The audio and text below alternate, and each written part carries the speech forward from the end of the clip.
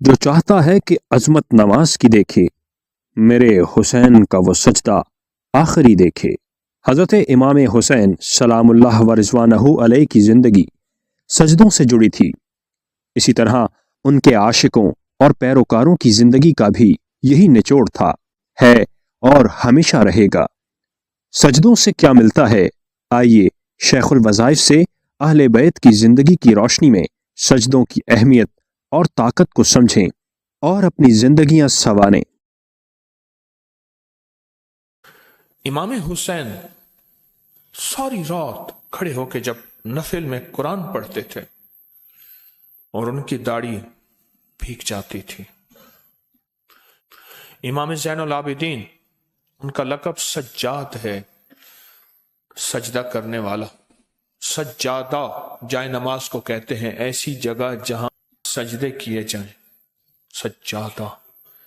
یہ درباروں کے جو پیر ہوتے ہیں ان کو سجادہ نشین کہتے ہیں، سجادہ نشین، کہ ایسے لوگ، ایسے پیر جو مصلی پہ بیٹھ کے لوگ ان کے پاس حاجتیں لیے ہیں، وہ اللہ کے حضور، وہ اللہ کے حضور حاجتیں، لوگوں کو اللہ کے حضور حاجتیں بیان کریں۔ لوگ ان کے پاس حاجتیں لے آئیں، وہ کہیں مولا میرا در خالی، تیرا در بھرا ہوا، میں فقیر، میں منگتا، میں بھکاری، مولا میرے پاس کچھ نہیں اور تیرے پاس سب کچھ ہے۔ میں عاجز اور بے بس ہوں اور تو عاجزی اور بے بسی سے پاک ہے، پاک۔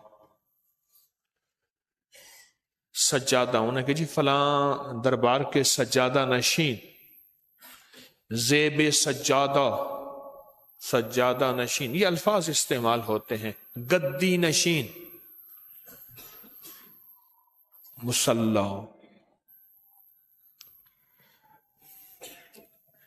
پیر کا نام آتے ہی مصلی اور تسبیح آتی ہے،